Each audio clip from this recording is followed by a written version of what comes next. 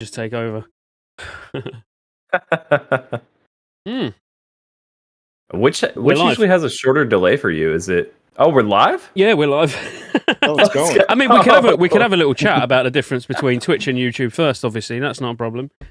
What's the delay difference like? Big, yeah. YouTube's like a 30-second delay, whereas Wow. Twitch is normally pretty instant, isn't it? There's not a lot of a delay anyway. But hello, everyone. Hi, Rugs. Yo, what's up, Scotty? How are you? Good morning, dude. I'm doing good, man. Morning. You just because you've only been up for an hour, I've literally been up for, well, because of my little boy's chicken pox, which I won't stop complaining about for this entire episode. I've been up for about 10 hours. Jeez. And classic Go, the boomy god. How are you, my friend? Oh, how's it going?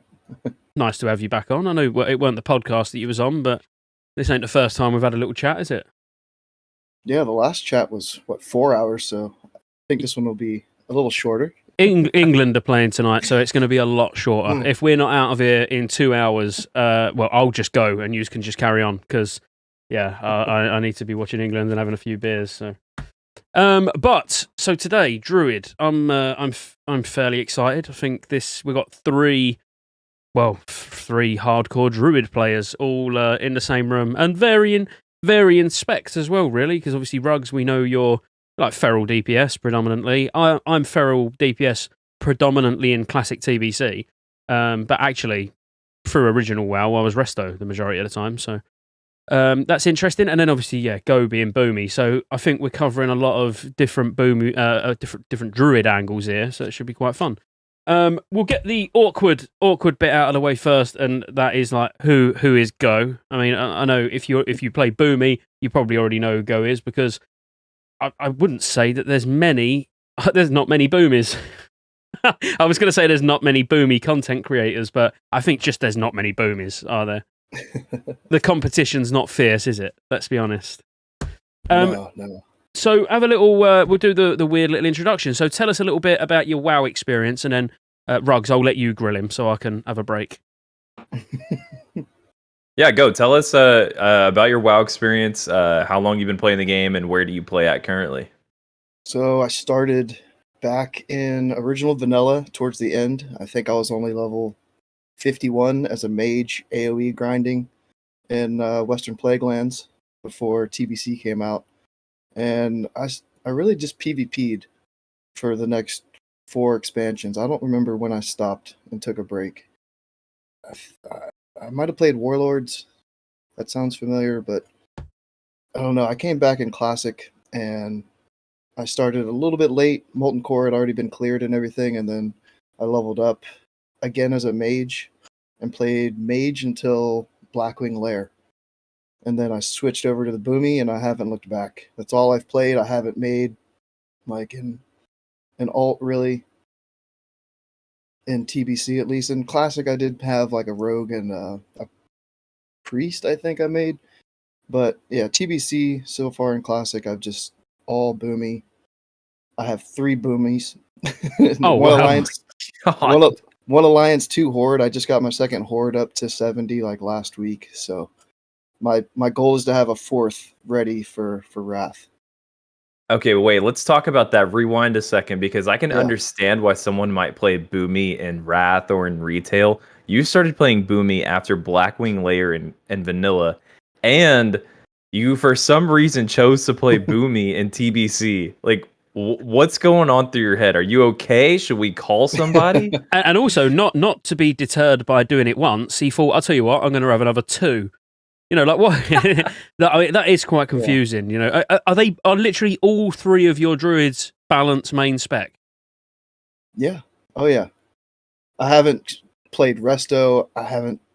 I might have done Feral a little bit, but not much at all. I don't know about you, Rugs, but I think we should just call it there, Rugs. So thanks everyone for coming.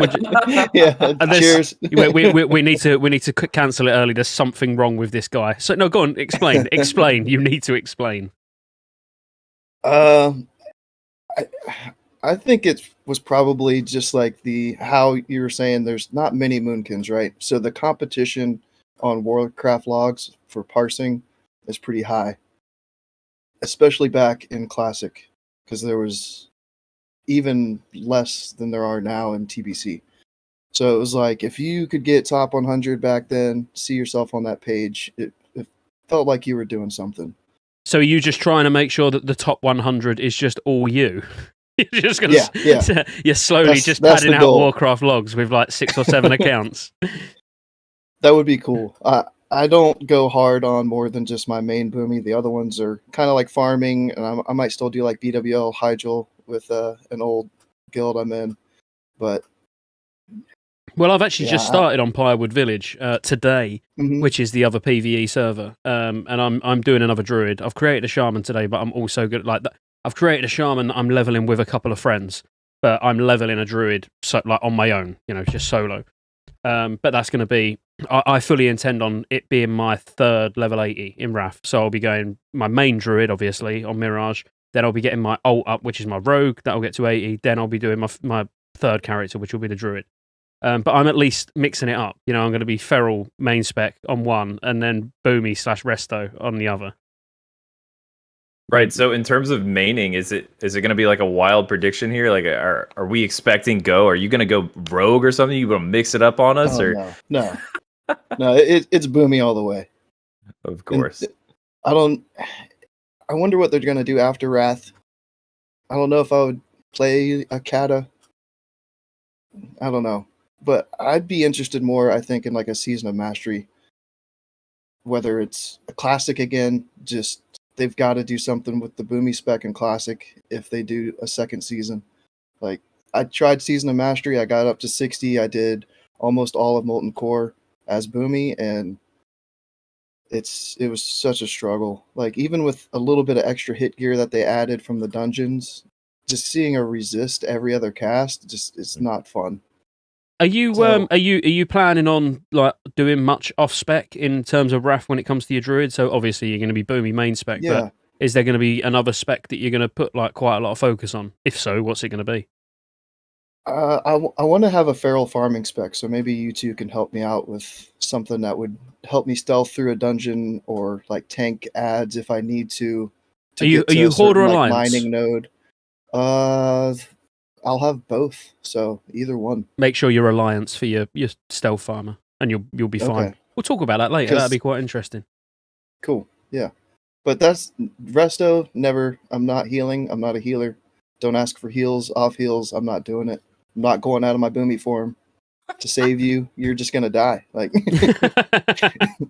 God damn! All right. I'm gonna keep doing my Starfires, man. Like, I do like these team players. That join raids. These team players like Go. That's exactly what we need. He's like the Boomy version of me. I hate it when a mage asks for Innovate. I pretend that I can't hear him. I'm like, sorry, I don't know what you're talking about, mate. I forgot to learn it. What level do you get it? Is it 40? I must have missed that one. Scotty, I swear our mages that I play with, they always know when I have both trinkets procced and lust going, because that's when they want Innervate from me. It's always the worst. Do you ever, so interesting question, do you ever actually innovate when you're asked, or do you make sure you use all your energy first so it's just a prolonged power shift?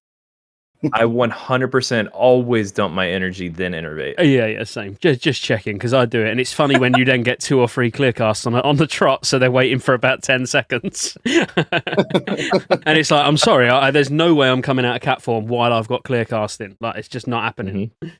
But cool. Sorry, back to you, Ruggs. Keep grilling him. Oh, yeah. So Go. We figured out you want to play Boomy and Wrath. What else? What are you most excited for Wrath? I think just the new rotation. I'm a little bit bored, with Moonfire, Starfire, so getting able to cast Wrath again in raid, I think is going to be really cool. But the dots I'm a little worried about. I don't know how strong the dots are going to be after watching Scotty's test he did the other day. Yeah, I think you're more using the dots to buff your main abilities rather than the damage from the dots. Yeah, and I don't even know if that buff that the dots give is going to be worth it. I like to go a little bit off course. Everybody else might be going for the dot spec and everything, but I've been looking at this talents, and I don't think I'm going to try to not even really go for Insect Swarm. That's interesting. So that Okay. We'll talk about that more. Yeah, that's interesting. Yeah. that's where I think I'm going to have the most fun, is all the theory crafting in Wrath that we can do, just because the way the talent system is, there's not one cookie cutter spec like there has been in Classic and in TBC. So I'm looking forward to all the testing and stuff like that, all the number crunching. All right. Of course. Well, yeah. When we get to the boomy section today, you can talk us through what you're thinking spec wise. That'll be really interesting. And what I really meant to say was I'm really looking forward to fishing. I think every guest you've had on, that's what they've been looking forward to the most. Like Bob, I think, and somebody from the last podcast. Snacky and Index. I mean, Snacky, they're going full on Those two hardcore guys, yeah. realm first fishermen. Yeah, the RP was out of control in that episode. Let's be honest. But good. Are you looking forward to anything else though? You know, aside from just having a more complex rotation with all the different things that you've seen that's coming down the line in Wrath. You know, if there was a particular boss or a particular even dungeon or even a particular item, you know, me and Ruggs would probably be fairly unanimous on the fact that, you know, looking forward to something like Deathbringer's Will, you know, it's going to be exciting to use. You know, is there anything that really stands out for you?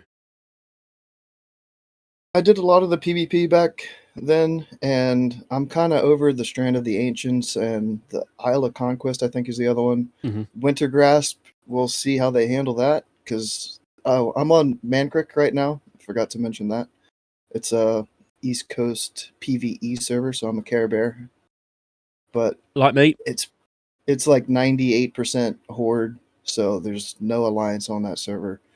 So if Wintergrasp is done right and we can get some good battles on there, I'm looking forward to that for PvP. But maybe some like 2v2 or something. 3v3 I can't ever get into, but yeah, I'm interested to see what Arena is going to be like in the pre-patch for like triple boomy teams. Literally triple boomy in the pre-patch.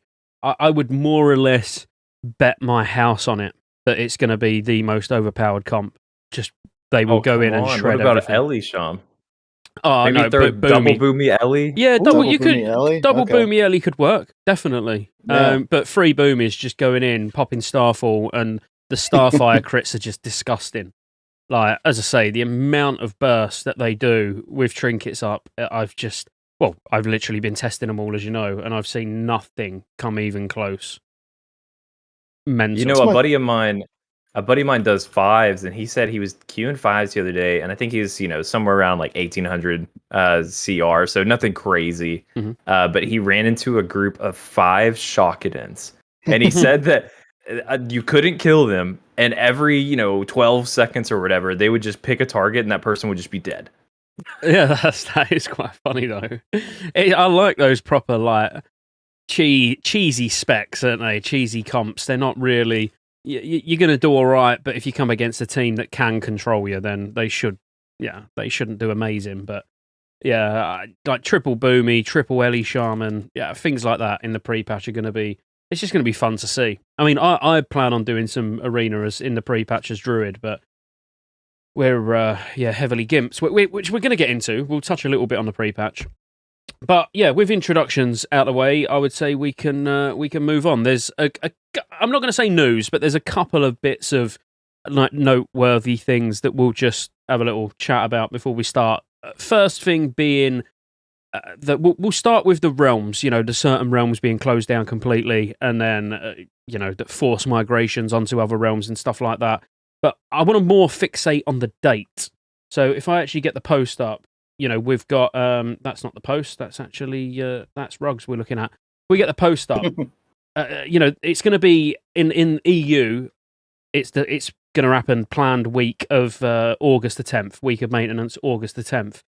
What do we think this means? So we know what it means for the servers. At the end of the day, the servers are pretty dead. The ones that are being closed down, or you know, where you're being forced to migrate over anyway. So what are your thoughts on the date, you know, August the 10th? We know they're also stopping the cloning tool about a week before that, I think it is. Is this an indication of the pre-patch, is what I'm trying to say? Like, go. We'll start with you. What do you think? The pre-patch, so the beta would be out in what, July 10th? Give it a month. So we still got 2 months away.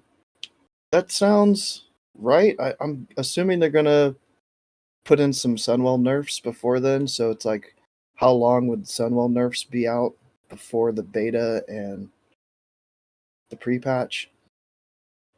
We haven't down Kill Jaden yet, so I'm hoping for at least another 2 or 3 weeks for that before they do any nerfs. What would you say? What would you say, Rugs? As in, I think that's a great kind of gauge on it. I do kind of expect to see beta come out sometime in July. Maybe not quite so early as July 10th, but sometime in July, beta should come out, and that should come before these realm consolidations. But I think these realm consolidations will be coming before we get pre-patch. That way, everyone gets transferred to these realms, and all of that like admin stuff is completely taken care of. People have planted their feet on these new servers. 2 weeks pass, and then possibly a pre-patch. So maybe if it's August 10th, I believe. So maybe sometime August 24th, last week of August, something like that could be pre-patch time. I think that works out. Yeah, I agree. I would say end of August, beginning of September pre-patch, definitely. But the when it comes to the beta, it's not going to be mid-July. I would say beta starting next week. Personally, really, it's the phase 1. I've already hang on. Let me go back on what I was just about to say and reword it. Phase 1, I already have an inkling that it's going to be a very small first wave of invites, a very small first wave. The second wave of invites will get a bit bigger, but the first wave will be, I would say 100% in the next 10 days. So, but if I had to put an exact date on it, I would say Tuesday next week, the first wave of beta invites will go out. But it will be to people who are specifically testing, not doing it for streams and content or anything like that. Those waves will come afterwards. The first wave is going to be a very small group that's chosen that are doing it for the right reasons, and it's going to be chosen by the devs, not the, not anybody else. Whoever else it could be that chooses, but sounds like it's probably going to be the devs. They're going to say, well, these people will test the game properly. So I'd imagine it will probably come down to a little bit about previous beta testers and bug reports, who played and who submitted useful bug reports that had, meaningful reasons. And yeah, so content creator wise, I wouldn't expect to see many of us in the first wave, if I'm honest. But we'll see. Makes sense. But I would say there will be people playing Wrath of the Lich King on the beta servers next week, or at the very, very latest the week after. It will be this month, guaranteed. And there was even some Twitch clip that someone sent me of I don't want to get his nationality wrong. I think he was German or something. He weren't speaking English. All right, so wherever he was from. But he had the calendar open, basically saying that it was going to be like I need to open my calendar, and I'll tell you. He was saying something like the 27th. Or 28th of June, as if he knew that was what was going to happen. But as I say, from all things I've seen, I would expect the beta to come out next week. And fingers crossed I'm on it, and I'll keep you all updated, innit? That was the other bit of news, really. Was just having a chat about that. So yeah, he's German. Yeah, his name is Matashi12, and he's one of the biggest German WoW streamers. Okay, so someone's just clarified that. Yeah, the person who said it. So, it's not just me who's saying it. We've all got little inklings of what's probably going to happen, and some of it's speculation, so take it with a grain of salt. But when I'm on there next week, we'll see. Anyway, moving on. What spec Druid would you like to start with? So, what we want to cover are going to be things like noteworthy talents. Not sit here and make a whole spec. There's enough videos and guides and stuff like that out about that, obviously. But we'll sort of talk about noteworthy talents, and like new abilities that we're going to get and whatever else. So, Rugs, where do you want to start? Dude, let's start Feral. Feral basically is 2 specs as it is. Let's do Feral. Let's do Feral. All right. Well, the big screen is yours. It's all you. Now, give us a bit of a rundown on Feral. Yeah, a bit of a rundown on Feral as a whole. We're only worried about Tier 7, so we're only worried about Phase 1. Obviously Phase 2, things change, we know they do, and as the game progresses on, things change for multiple specs. So let's focus Phase 1, Wrath of the Lich King, give us sort of a top-level view of what a Druid's all about as a Feral Druid. Okay, so Feral Druid, and especially and going from TBC to Wrath, gains a lot. You get CDs like Berserk. You get Omen of Clarity that now has a different type of scripting. It's not a buff anymore, and it is just like a straight passive on your character. You have energy tick rates are completely different. No more Wolf's Head Helm. I get this question all the time. Are we going to use Wolf's Head Helm in Wrath? Are we going to use it in pre-patch? Like, no. Energy doesn't work like that anymore. It's a constant tick rather than like a tick of 20 energy at a time. It's just a constant refresh rate. You gain the ability to crit with your rip ability. So that one of your bleeds is critting. I mean, Druid, Feral DPS, and Wrath is very good. Very, very, very good. But I do believe that Phase 1 is not the prettiest time for Feral, although it will be pretty decent. There are fights, like Thaddeus, where you're not always going to have, ability to shred from behind the boss. Oftentimes, you might find that you don't have just enough crit to get your rotation to flow really nicely. You don't have the best set bonus in the game on Phase 1, but overall, Feral is a absolute pumper. They are just great in Wrath, just in general, and they will do perfectly well in Phase 1 and just continue to grow and build upon their kit and their rotation as we go on through the expansion. I think that was a great overview. Do you know much about Feral in Wrath Go? Like, have you got any particular things that you're sort of even looking forward to that you've heard about? You said you're going to have a Feral farmer. Why Feral? Why are you ditching Boomy? I mean, I'd imagine everybody on your channel is in uproar that you're going to have a Feral farmer. Well, I might stay Boomy if I can. It just depends. Like, I've tried to go in TBC dungeons and solo mobs, and I can get only so far. So having Feral I've seen you go in and kill stuff to farm like what was it? In Orkanai Crypts. In Orkanai Crypts, yeah, solo Orkanai Crypts. And you're taking hardly any damage, and I went in there and I was just getting slapped. So having a Feral, like, maybe it's just the gear. If I had some Feral gear that I could go farm from somewhere to not take as much damage, then... Sorry, can we just go back a minute? Did you really see me as a Feral Druid solo in Orkanai Crypts? And your ego just got to you so much, you was like, I'm a Boomy, yeah. I can do it as well. And you was like, this is definitely going to work.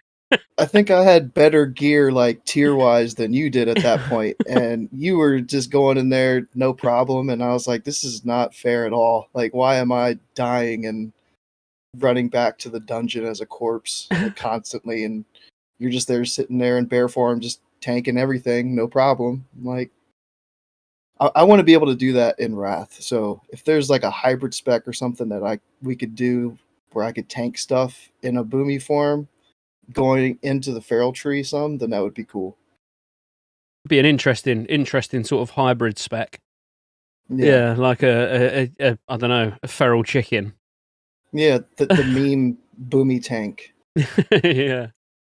I almost feel like, though, in terms of farming for Wrath, especially as a Druid, you're better off just as a Boomy. And like open world farming as Boomy is going to be better than any open world farming of any class in the game, I would say. That's just my personal opinion, and I hope that lands on your ears as encouragement. Go that you've picked a great class to open world farm.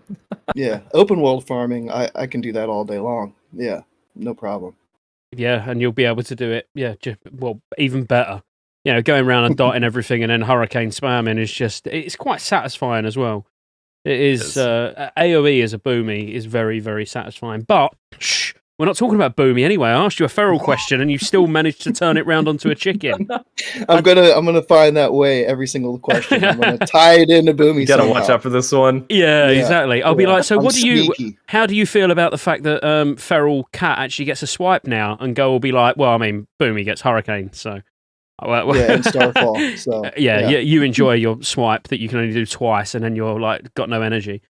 But yeah, no, thank you anyway, guys. And Rugs, I think you've summed up sort of feral, very well. I wouldn't say that there's anything there that I'd even disagree with, because we're fortunate, and I say we because obviously I am going to be a feral main. We're very fortunate in the fact that we do scale very well with armor pen, but we also don't need it at the same time.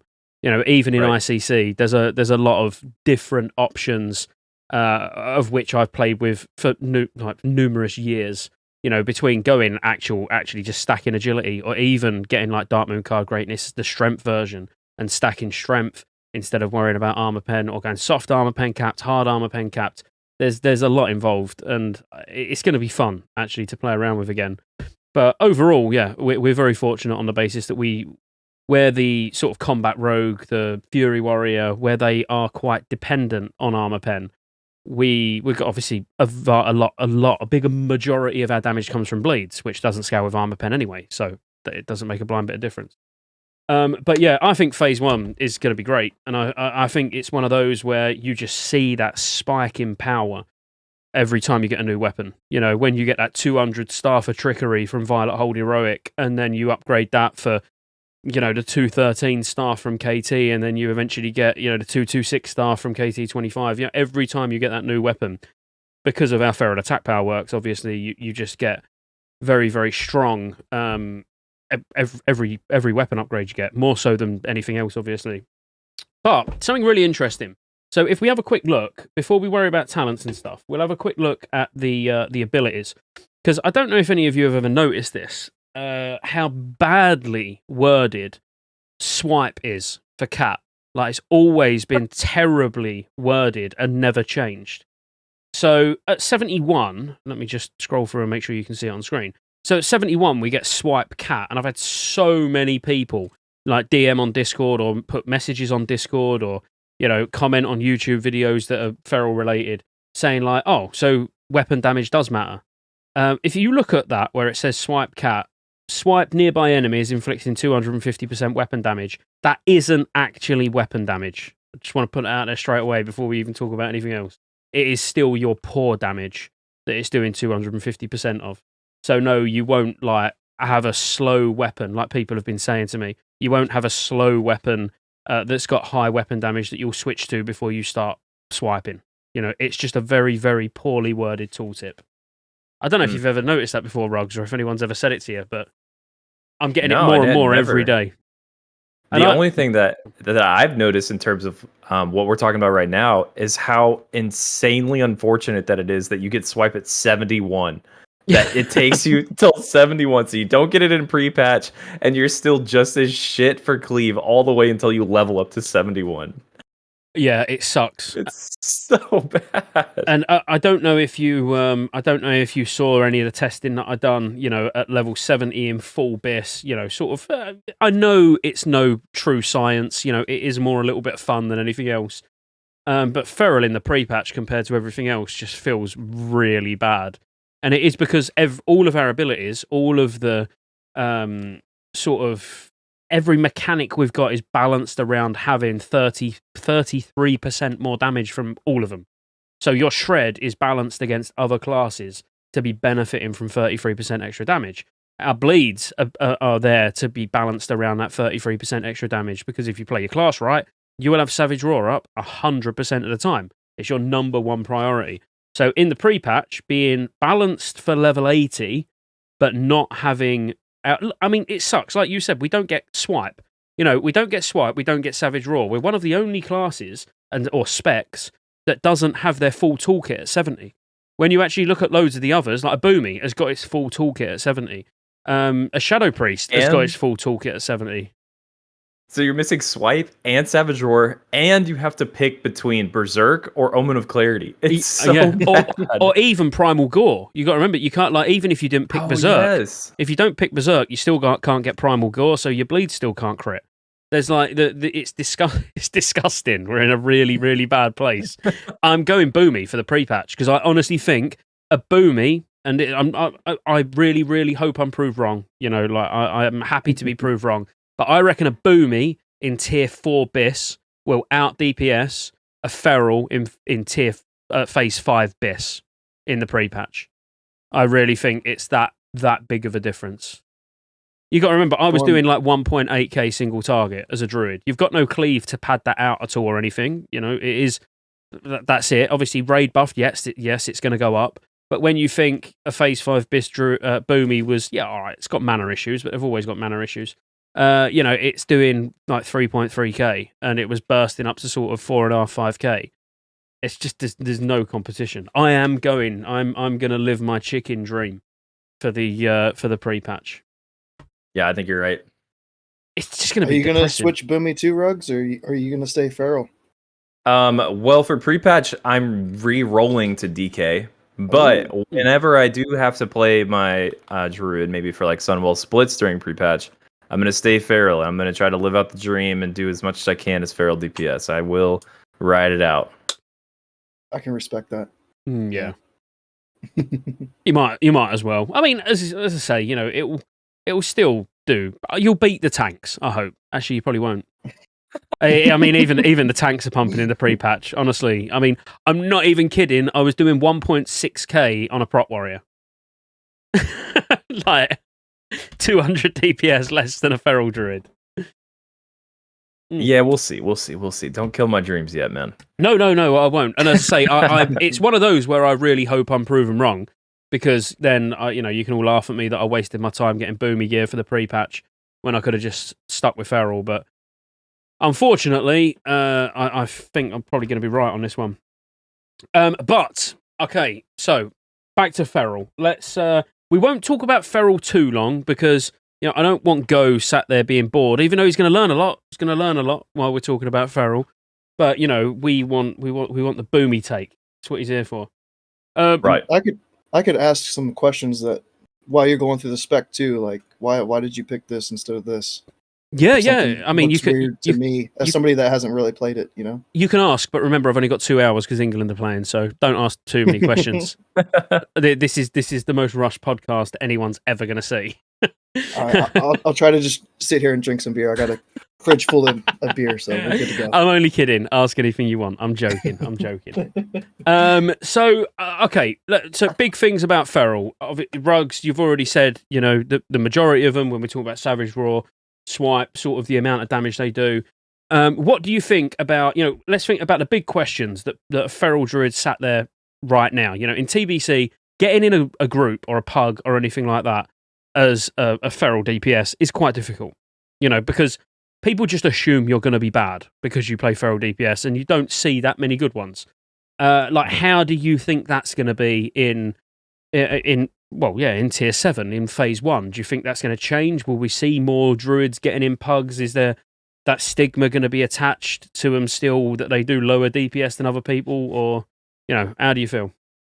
So that goes out the window in Wrath completely. In terms of like pugs or even just like building out your perfect guild roster, Feral fits in as a very niche like token class that you definitely want one of.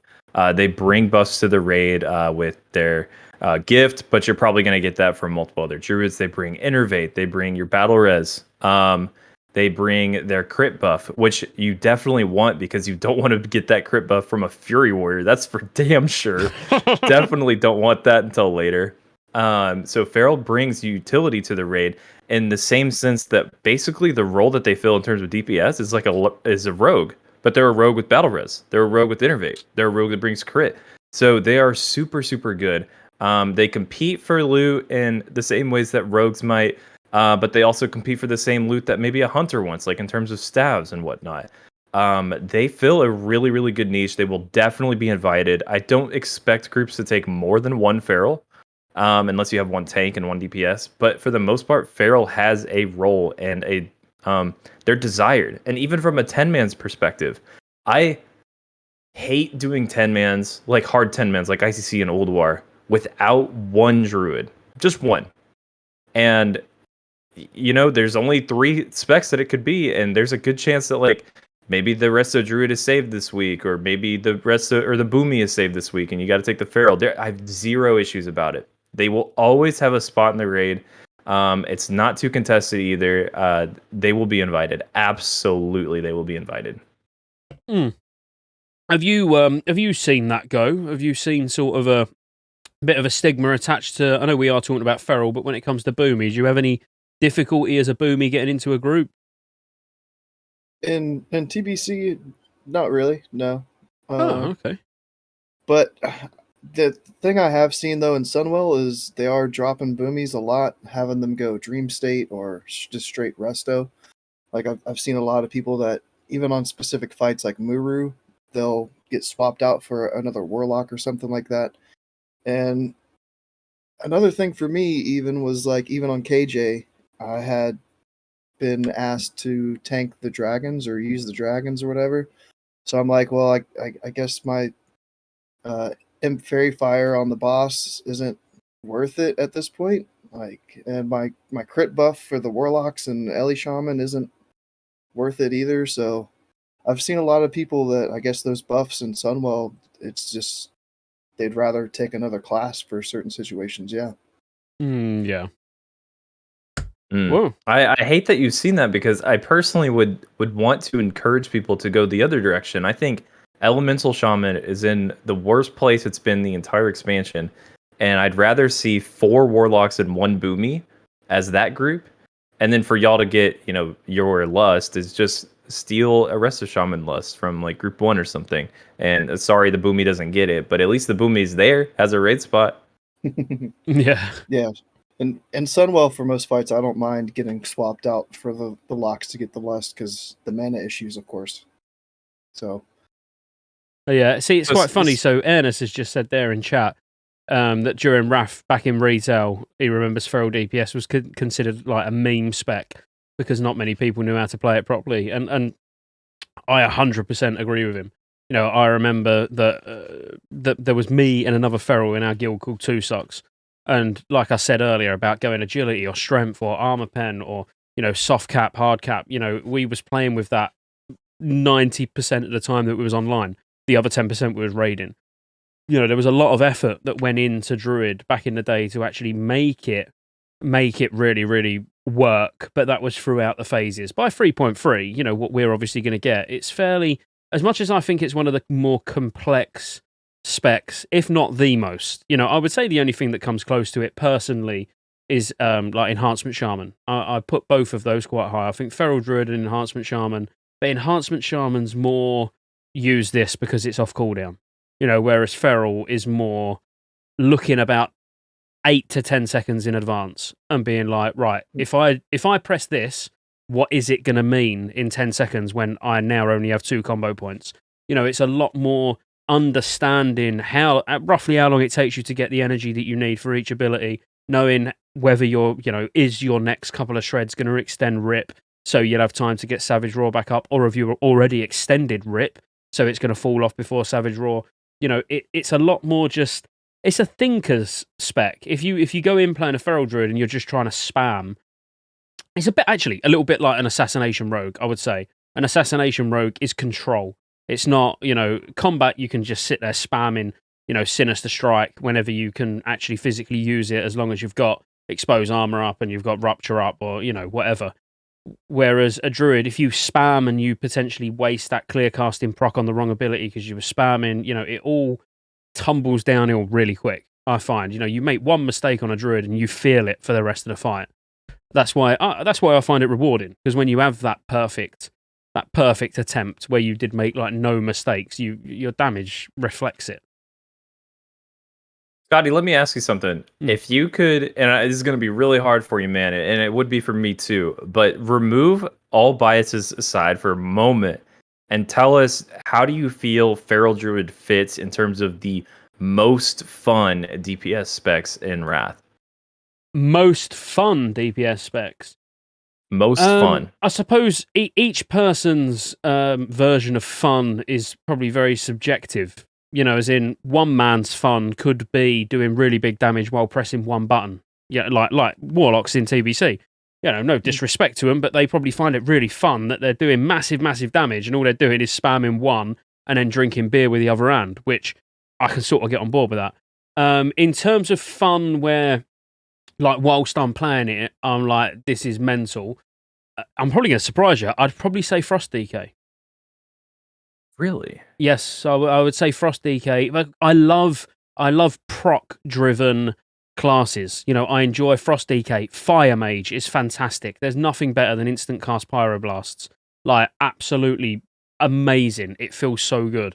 I like proc-driven classes, and that's why, like, even Enhancement Shaman with Maelstrom stacks and being able to get instant lightning bolts off, I enjoy that. You know, I like it where it's reactive, you know, and the quicker you react, the better you are. So, you know, when you're playing as a Frost DK, you know, and you're using your rhyme procs, and you know, proc properly and keeping up, you know, once you've got like your 2-4-5 idol, keeping that up, you know, making sure that you at least blood strike once every, 40 seconds or 45 seconds, something like that.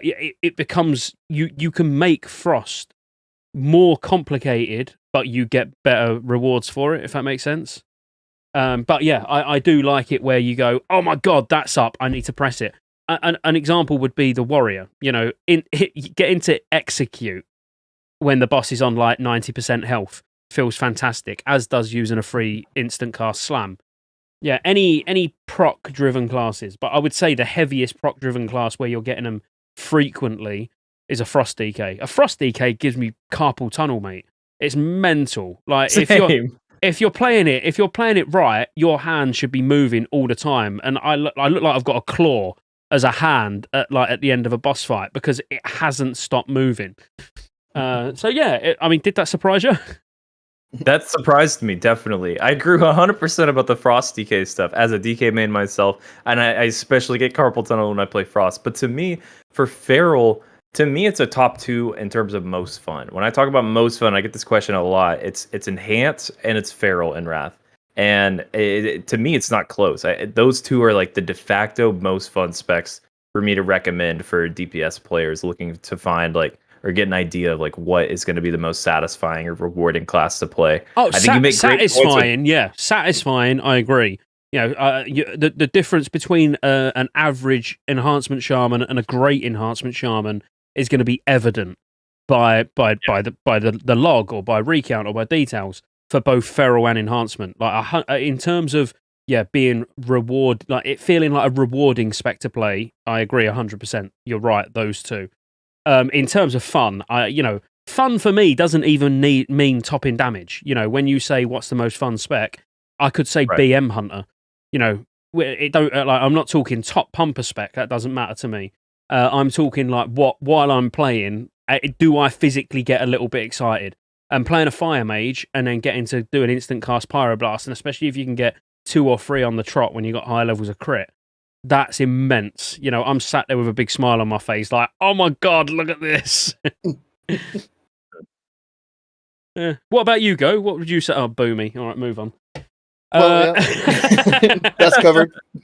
Yeah, that's done.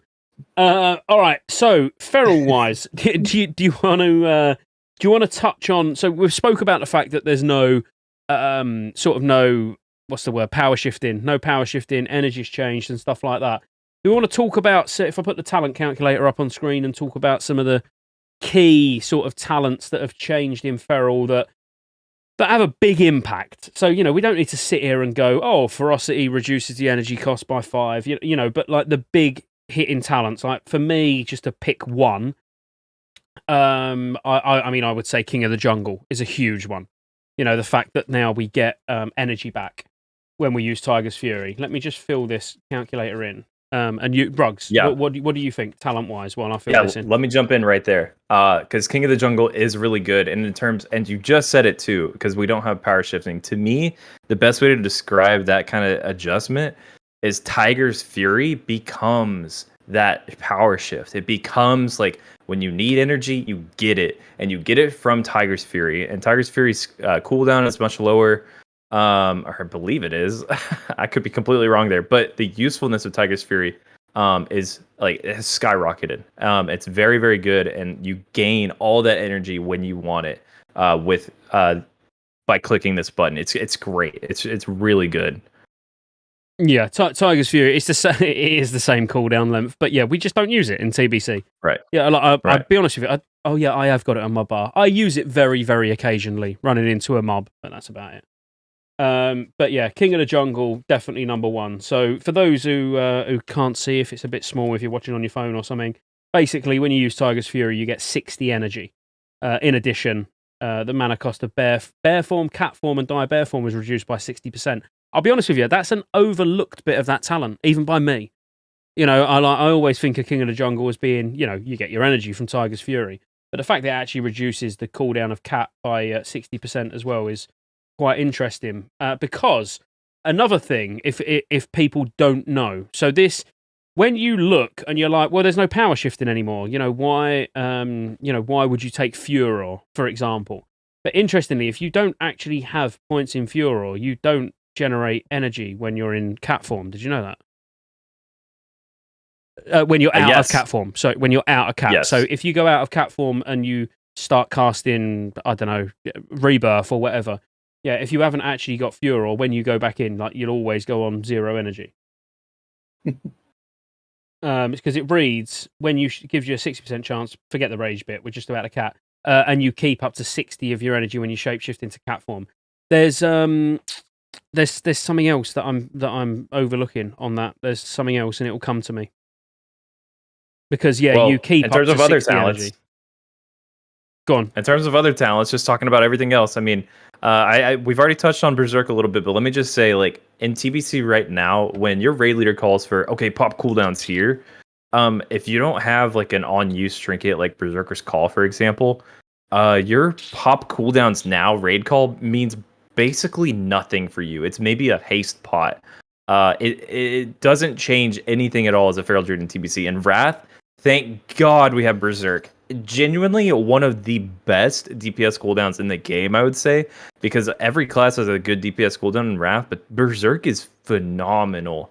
So good. And one of the best things about it is you become the Hysteria target, because when your warriors are popping their Death Wish, they can't get Hysteria. So you are the de facto Hysteria boy because you can pop Berserk on top of Hysteria. So you're just doubling down on how useful that talent becomes, and it's just an incredible cooldown. And makes you immune to fear, which is, there's nothing more annoying than popping cooldowns and then getting feared. That is nice on its own as well. But it's quite interesting because even that, not being able the amount of things that get mentioned when we do these podcasts that I've got on a document, on a Word document, well, not Word, Google Doc, to actually test, because that was something that changed as well. You could be Death Wished and Hysteria at the same time in Wrath. It was something that changed through the patches. I couldn't tell you when. It might have been Alduar. I have a feeling it was 3.1. It felt like off the top of my head. But it'll be interesting, because they said, from class balance perspective, it's going to be 3.3. But it's little things like that could slip through the cracks, and maybe they look at it and go, oh, we'll let warriors have their fun. We know they're a bit weak in tier 7 anyway. So for the first phase, we'll let Hysteria stack with things that it shouldn't stack with, because it might bring these classes more in line. I'm not saying that they're going to really look at it that in depth, but it would be interesting, at the same time where it used to stack in original Nax. Maybe they're like, oh, well, we'll let that one go through for phase 1. We'll still be the Hysteria targets because we do more damage than warriors, but, so it don't really change a great deal. But it would be interesting. Yep. So the other one that I mentioned earlier, Primal Gore, when we were talking about being able to get Omen of Clarity or Berserk, the fact that now Primal Gore grants the periodic damage from your Lacerate and Rip abilities to critically hit. This is more of a question for the pre-patch, but like Rugs, I know you're clearing somewhere every week as a feral DPS. Do you still use Rip, or are you 100% Ferocious Bite? I'm basically 100% Ferocious Bite in TBC right now. Do you think it's going to change? I think it'll have to change, because your Ferocious Bite doesn't do as much damage if you don't have a bleed on the target, right? Like with Rend and Tear. So you're still gonna want to have bleeds on your target. I guess you keep up Rake. I don't know. It's too early to tell for me. I don't know. Yeah, it's a good point though. The fact that obviously I tried a lot of these. Only Ferocious Biting into a Rake, only using Rip, only using Ferocious Bite, and not worrying about any of it. But yeah, obviously 25% crit on Ferocious Bite is a lot to pass up. But yeah, I mean, if you think about Rip now, so again, I'm not sure in your level of gear because I'm literally, what have I got? I've got like 3-piece, and I still need my 4-piece for tier 6. My gear's relatively shite, really. It's like phase 3 gear. But my Rip will do more than a crit Ferocious Bite. Sorry, my Rip will do more than a Ferocious Bite. A crit Ferocious Bite will do more than a Rip. So, Rip is the safe, sustained bet for me at the moment, and Ferocious Bite is obviously the gamble, but potentially get better output. So, in my gear, in 25 man, I'm pushing like probably 2.3k, something like that.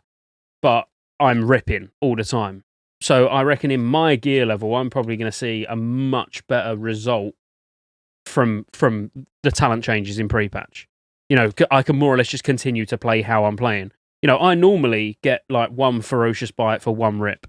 Is what I try to do now, which would work pretty well with pre-patch talents. But is there any other big talents? Because this is the thing with...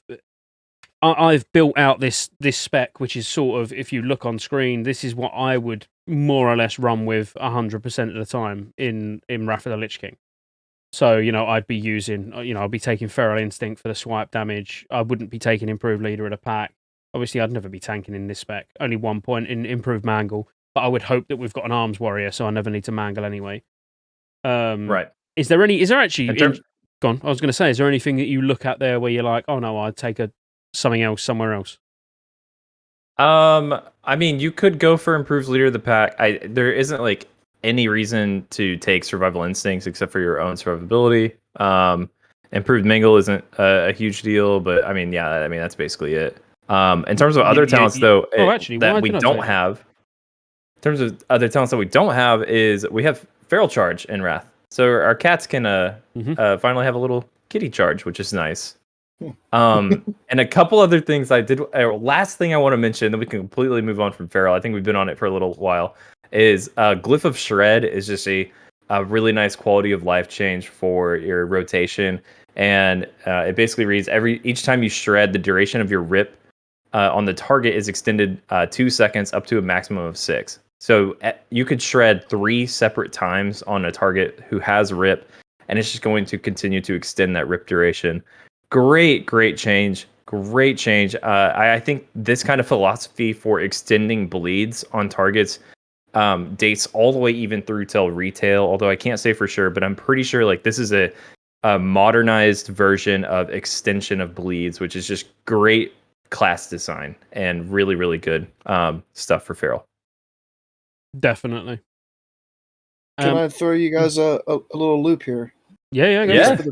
At least for the pre-patch, like I'm seeing all these things like King of the Jungle, you were talking about, Berserk, Primal Gore, they all have a bear buff along with them too. So would bear maybe like do the same DPS as cat, do you think? Or like would you just be rage starved? Like could you see someone like trying to come up with a bear DPS spec instead of a bear tank spec? Whoa. Oh, whoa. I don't know. Straight, like there's no chance it could even do it. No. Close to the amount of damage cat I'll never say there's no chance in terms of anything for Classic these days. I've been surprised so many times that I will never say that. But wait. You heard it here first. Ruggs is saying bear can out DPS cat. You heard it here first. Clip it. Clip it. Ship it. That's wild. I don't know about that go, but I definitely think that our bears will be doing pretty well in pre-patch. They won't see really much any change at all, to be completely honest. They lose their Omen of Clarity and just gain something like Berserk, which is great. So I think bears will be completely great in pre-patch. What do you think, Scotty? Yeah, so I bet bears are going to be great in pre-patch, and I'll be honest with you, when if you're doing easier content where you can just go for a really, really high sort of threat gear setup as feral tank, your damage is actually pretty insane. To be fair, like in in ZA, for example, I can out DPS lower DPS. Obviously, they've got to be lower, or I wouldn't have been out DPSing them. But you know what I mean? As in, they might be slightly lower geared. And as a tank, I can out DPS them. But it's just that obviously the threat is insane as well. But there's a lot that changes for Bear. We should probably touch on it. We should probably at least, one of the biggest talents. Let me just reset these and I'll spam points in as I would if I was a Bear. But one of the biggest talents is, I'm trying to drag this sentence out, natural reaction. So it increases your dodge while in bear form and dire bear form by 6%, and you regenerate free rage every time you dodge. So, if you think about that, when in a decent geared bear, even in TBC's got, 55% dodge? I mean, in my threat gear, I've got about 50% dodge. Like, that's mental. I know dodge does suffer from diminishing returns, but you're going to be getting so much rage even when you're not taking damage now. So, that's crazy. And then the fact that you get Protector of the Pack, increasing your attack power by 6% and reducing the damage you take by 12% while in bear or dire bear form. But that's 6% extra attack power that you're not actually getting in cat. It only affects bear form. So as a bear, you are actually going to have a lot of attack power. 6% don't sound a lot, but when you're getting like 1,500 or something ridiculous on a weapon, it's actually a lot of attack power. And then Berserk, let's be honest, when you pop Berserk and you're mangling 3 targets, the only thing they really miss is you kind of wished it was Kata and you had Thrash, so you could bleed everything as well. But I think Bear will be in a really good place. It's quite difficult when it comes to pre-patch. You're quite lucky in the like Omen of Clarity obviously increases your threat. That's it. It's not going to affect your survivability whatsoever, but it increases your threat because you're going to get free attacks. But you can more or less get everything you need as a bear in the pre-patch, whereas like Feral DPS is the complete opposite way. Because if we, again, was to look at the abilities that we gain from 70 to 80, there is absolutely nothing new for bear. All right, you're going to get a new rank of swipe bear, but, there's nothing that you rely on. You're not like, I'm a main tank, as a bear, I'm really looking forward to getting this, because there isn't anything. So I would say one of the strongest periods of time will probably be the pre-patch for a feral tank. Although bonus armor does work slightly different. It doesn't actually, it doesn't multiply by your bear form armor counter anymore. So any of the bonus armor only gets put on once. So, when you've got like armor in green text on an item, you'll get, let's say, 400 of its normal armor, which will be multiplied by your bear form. But then the rest of it will just be added on.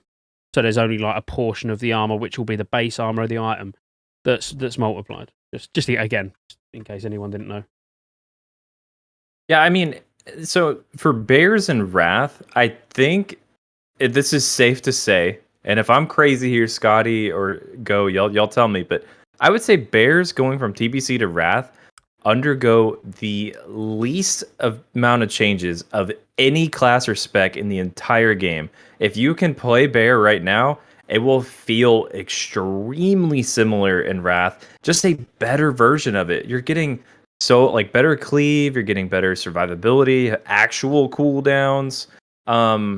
It's a great class in Wrath, and it genuinely will just feel like a better version of what it currently is. But in terms of rotation and the day-to-day feel, like, it's basically the exact same.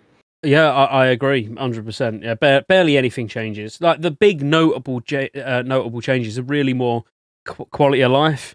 So at the moment, like, if you wanted to use a health pot as a bear, you have to power shift. You can still use it. You use it in between swings to be safe. Or bark skin. Yeah, exactly. Bark skin. You can just use in bear all the time. You get survival instincts, so you get a nice cooldown, but obviously cats get that as well. It's more quality of life, but you're absolutely right. You're not, you've not got any new abilities at all to press. You're still keeping Lacerate up, Mangle, Maul. Yeah, Fairy Fire. That's an interesting one, though. Fairy Fire. That's a big change. Because Fairy Fire actually does damage and creates a shit ton of threat. So it does damage? Yeah. Fairy Fire is very interesting. It does a little tiny bit of damage. I don't see it but in the actually feral does a tree lot of threat. anymore. Is it just learned from the trainer for feral? Yeah, it's just learned from the trainer, but it's actually threat. It's a very high threat ability though. I don't know if I can actually, because we've done. Oh no, we do still need to look at abilities, don't we? I'll bring it up. It's its multiplier threat wise is actually very good. So you use it on cooldown. It's not like you just use it for to keep the debuff up anymore. You'll Fairy Fire regularly, and who knows, it might, depending on what state we get Omen of Clarity in, it might proc Omen of Clarity as well. Yep. Again, increasing threat even further. So not only does it cause threat, causes a bit of damage, and potentially could proc Omen of Clarity. But that could be a private server broken thing, which it more than likely is. But we'll see. So for me, it sounded good that there's not that much change, because I do like to level as feral, especially like 1 to 60. I like tanking the lower level dungeons. And my 4th Boomy, I might level it up from 60 to 70 even in those dungeons, because I haven't really tanked those. So that might be a good fresh breath of air for me. Yeah, the main thing with dungeons is the fact that the one big change that we've not even mentioned is the fact that swipe is uncapped. The biggest problem with a feral tank is the fact that you can tank multiple mobs, but I'd say 3 is about my limit. I can tank 3 comfortably. When it hits 4, then it starts to get a bit messy. But yeah, once your swipe's hitting absolutely everything, it's all good. It's really good in Wrath.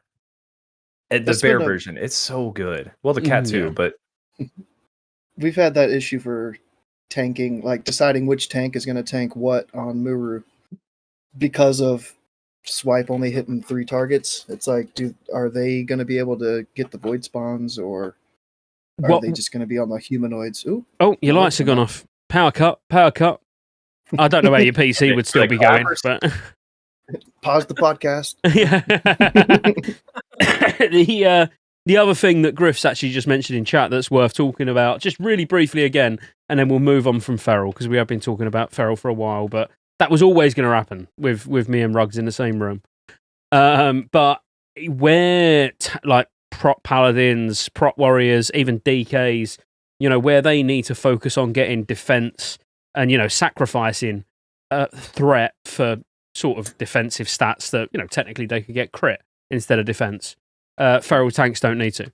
So actually, you more or less, obviously you're going to gem loads of stamina, but because you don't need to worry about getting defense items or resilience items anymore or anything like that, because you get it all from Survival of the Fittest as the talent. You can take everything. Every bit of lever that drops is a tanking item, basically. I'm so glad you said this. Okay, this is, I swear, last thing, and then we can move on from feral. But I wanted to make sure I said this. I do predict that feral bears will be extremely useful for your guilds, whether you are a world first racer or just a regular dad guild. I do think that the first couple weeks of Nax, it might be even preferred for you to use the bear or your feral DPS just going bear. For the first couple weeks of Nax, of course, depending on how long our phase 0 lasts before Nax comes out, just because of exactly what Scotty said, that you don't have to hit any defense cap. Sometimes defense cap can be hard to hit for a class like a Protectant Paladin, even though they're extremely broken. They just need a lot of defense. A DK can hit it fairly easily thanks to that sigil that they have, but bears are just phenomenal, plug and go. You can tank patchwork, easy, move on. And I don't think that they'll be used the long term, but I'm saying strictly the first week or 2 that your guild clears Nax, I do think there will be really useful. On top of the fact that all of the gear that they have in Sunwell right now will be decent. So if they didn't replace a single item and they just went straight into Nax, they could tank. That is a big deal. Yeah. Ding 80. You got 2 tanks. Yeah, you don't need to worry about crit immunity. Just bang you straight in. Cool. Right. Okay. So let's move on. Are we happy? Because we have just spent a lot of time on feral. I'm good. Good. Right. I'm going to nip to the toilet, and I'm going to let you just kick off with What do you want to do next? Do you want to get Boomy done and we'll leave Resto till last? Because I don't think Resto's going to take too long. Because there's a few big changes that I want to cover personally, but I think Go's been sat there for ages. I think Boomy needs to go next, don't it? Of course, let's do Boomy next. Go, how about you talk to us a bit about Boomy going from TBC to Wrath? And I know you don't have, the most extensive knowledge in the Wrath version of Boomy, but just talk to us about like some things that you're excited for, like changes that are coming, talents that are coming, things that you've seen already on the horizon. Like, what is it that you're just like, chomping at the bit for? So my guildies know, some of them, that I'm not a big weak aura fan. Like, I don't use too many add-ons, but I think I might have to bite the bullet on that and get some weak auras so that I can get this Eclipse rotation down. But the rotation looks pretty fun. Starfall looks amazing. Hurricane changes, so there's no cooldown on Hurricane. That's going to be amazing. Oh man, that's big. Typhoon for PvP. I mean, come on, who doesn't like to go in the middle of Eye of the Storm at the flag and knock people off Eye of the Storm and just watch them fall to their death? Improved Moonkin form, that's pretty cool. Get a little bit of extra haste out of that. That, like, the haste and crit balance seems like it's going to be kind of weird. Like, you have a haste cap now of like 406 or something, somewhere around there. So I think that's going to be pretty easy to get. So it's nice to have like a goal to get to and then just not have to really worry about it too much after that. Alkin Frenzy, that's kind of like Omen of Clarity, I think. We have to see how that's going to be proccing, but I can see that be used as some cheese to like get some extra damage to parse and stuff in raids. What else do we have in here? Yeah, like Insect Swarm, not really great in TBC. I'm not looking forward to it in Wrath either. I don't think it's changed enough. It can't crit, I believe, in Wrath. So having a dot that can't crit kind of feels bad. Like, even if the dot damage could crit, that'd be something cool, like how your bleeds can crit now. If they did that for Insect Swarm, that'd be pretty cool, but I know they're not going to change it. Right. It's my understanding for Insect Swarm that you're only pressing that button if you ever have to move your feet. So it gives you something. Yeah. Oh, yeah, and sorry, I just came back just to when you're talking about Insect Swarm and a tier 8 set bonus. Huge. Tier 8? Right. I know we're not talking about tier 8. Insect Swarm gives you a chance to get an instant cast Starfire.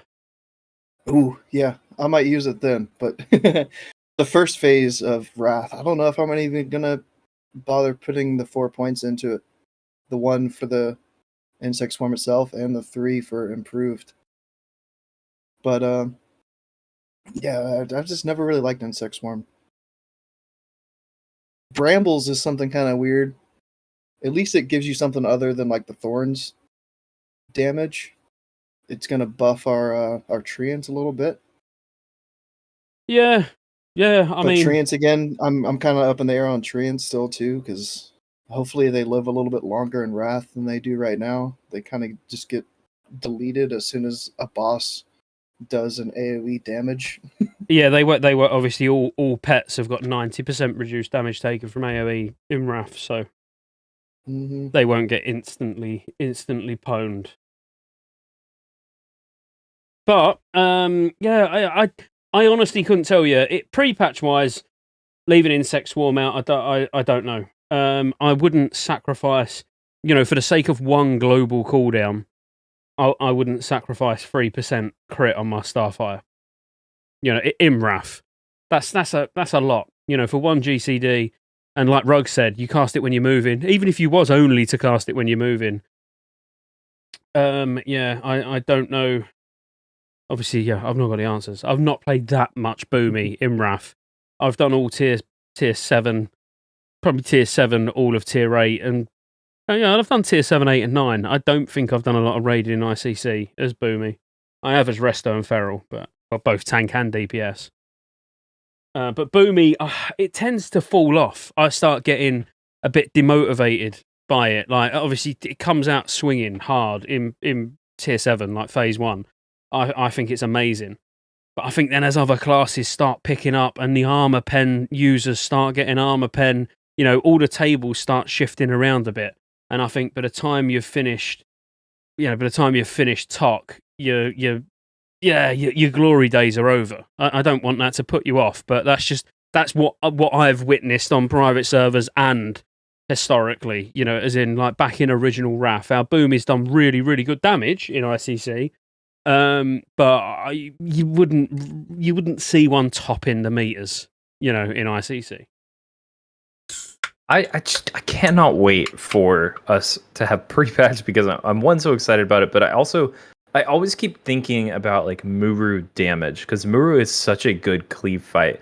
And Moonkin on Muru is going to be absolutely insane. One of the first things that Go talked about that he's looking forward to is the change of Hurricane not having a stupid 1 minute cooldown. It goes to it's 0 cooldown. You can use Hurricane whenever you want. It's great. Hurricane plus Starfire or Starfall is going to be awesome on a fight like Muru, for example. And genuinely, like, just that quality of life it's phenomenal. It's the smallest thing, but it is just so goddamn phenomenal. I remember, so I play Feral in TBC, but time to time, your boy's got to use Hurricane. I don't have any cleave at all, so sometimes I'm just going to stand there, I'm going to press Hurricane. But if I commit to a Hurricane location, and if for any reason at all, those mobs need to move a foot out of it, all right, well then what's the point? I just spent half my mana bar on it. I won't have it again for a whole minute. Like, it's the dumbest thing.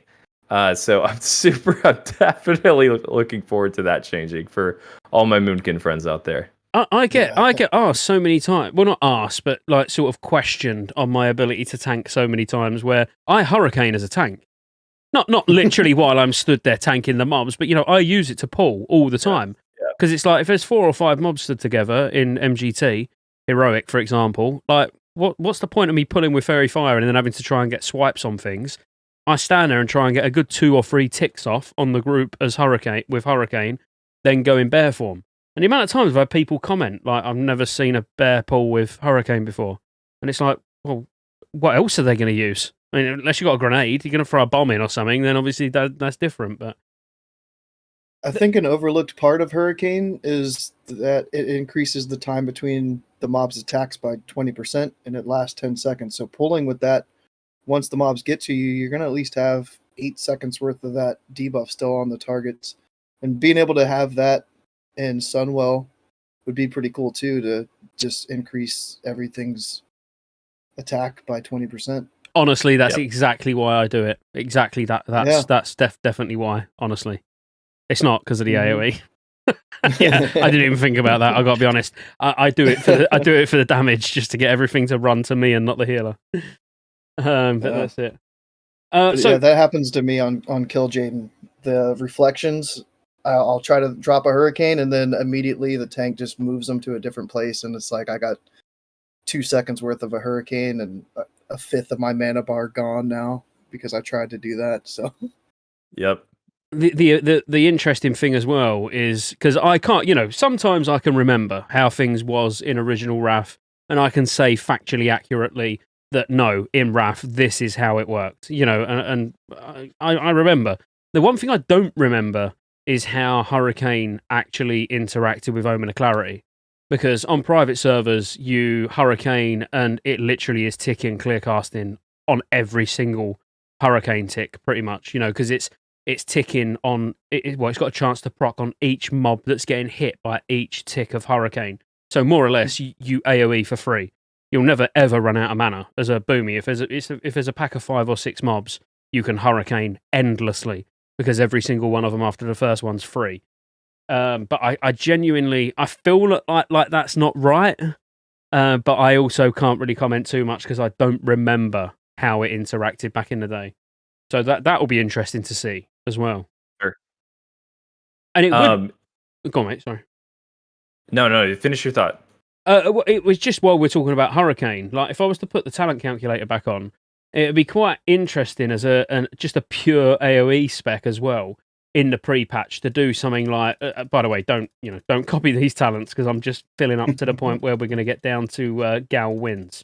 But like if you was doing heroics, and you literally got down to Gal wins, get Boomy, get that, forget everything else. We've just got Gal wins, and then you went in to get your Omen of Clarity.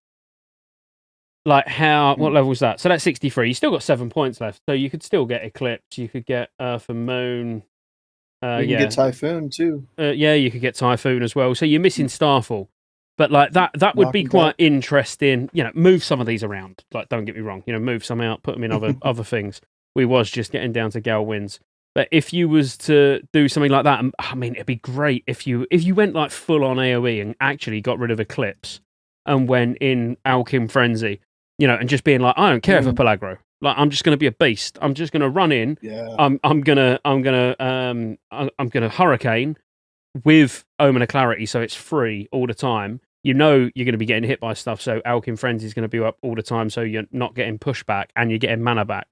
Like, that'd be pretty sick.